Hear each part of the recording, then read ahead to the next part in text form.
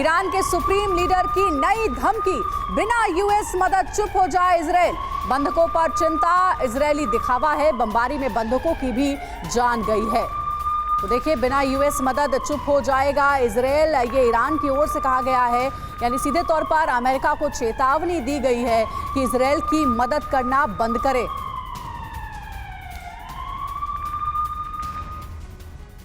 तो देखिए, इजराइल के खिलाफ ईरान की जो बारूदी धमकियां हैं, इसके मायने समझते हैं और धमकी क्या दी गई पहले आप देख लीजिए।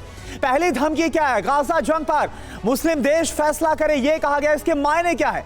इस्लामिक देशों को एकजुट करने की कोशिश, यह साफ तौर पर ईरान की नजर आ रही। दूसरी धमकी, यहूदी देश में तेल और खाने का निर्यात बंद हो, इसके मायने इजराइल पर आर्थिक प्रहार करने की कोशिश बाकायदा इसके जरिए की जा रही है। तीसरी बड़ी धमकी, बिना अमेरिका, बिना यूएस मदद के चुप हो जाएगा इजराइल। इसका मायने क्या है?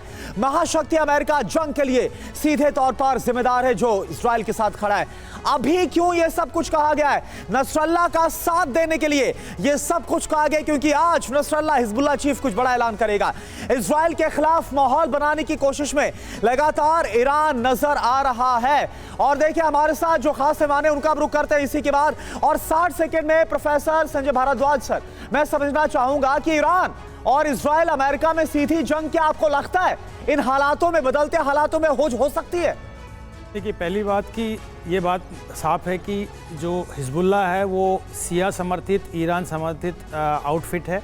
वो निश्चित रूप से वो सीधा लड़ाई इजराइल से लड़ रहा है। बात यहाँ पे इस गणित को समझना पड़ेगा कि अमेरिका इस कॉन्फ्लिक्ट को कैसे देख रहा है या यूरोपियन कंट्रीज इस कॉन्फ्लिक्ट को कैसे देख रहे हैं। पहली बात कि देखिए, एक मोर्चा पहले से खुला हुआ है यूक्रेन और रशिया के साथ, पूरा यूरोप उसमें एक झकझोर हुआ है पिछले एक दो साल से।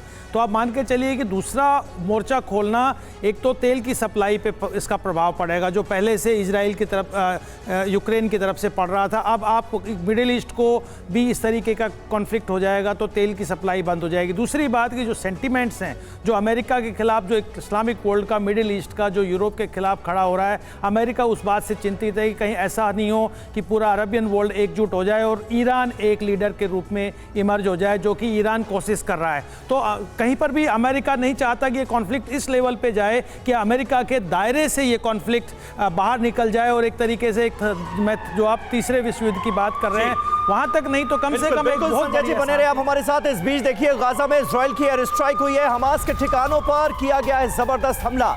हमले में हमास कमांडर की मौत की खबर आ रही है। एयर स्ट्राइक में मोश्ताफा डेलोल, जो कि हमास का बड़ा कमांडर था, उसकी मौत हो गई है, ये दावा किया है आईडीएफ ने। एक और बड़ी खबर आ रही है, उत्तरी गाजा पर इजराइल का विध्वंसक हमला हुआ है। हमास के ठिकानों पर पिन पॉइंट अटैक। इजरायली हमले में कई इमारतें तबाह हो चुकी हैं। हमले में कई हमास लड़ाकों की मौत भी हो गई है।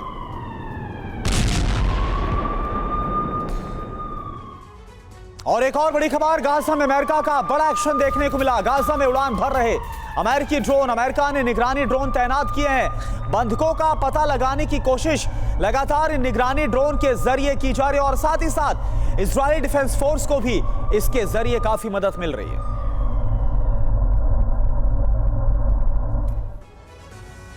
और इस वक्त हिजबुल्लाह के ऐलान से पहले ईरान से एक बहुत बड़ा खुलासा हो रहा है। ईरान का मिलिशिया गुट लेबनान पहुंच गया है। हिजबुल्लाह का साथ देने के लिए लेबनान पहुंची मिलिशिया फोर्स।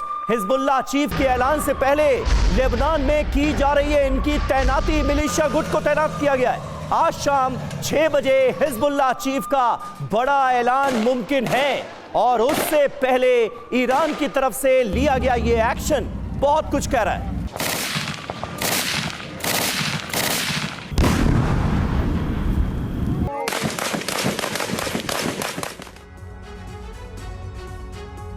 तो हमास को कवर फायर मिला है क्या? 5 मोर्चों पर उलझेगी आईडीएफ, जल्दी से जान लीजिए। पहला मोर्चा हिजबुल्लाह का है, दूसरा मोर्चा हूती का, तीसरा मोर्चा मिलिशिया ग्रुप का है, चौथा मोर्चा इस्लामिक जिहाद है और 5वां मोर्चा है इस्लामिक लड़ाके। तो कहा जा रहा है हमास को कवर फायर मिल रहा है और 5 मोर्चों पर इजराइल को उलझाया जा रहा है।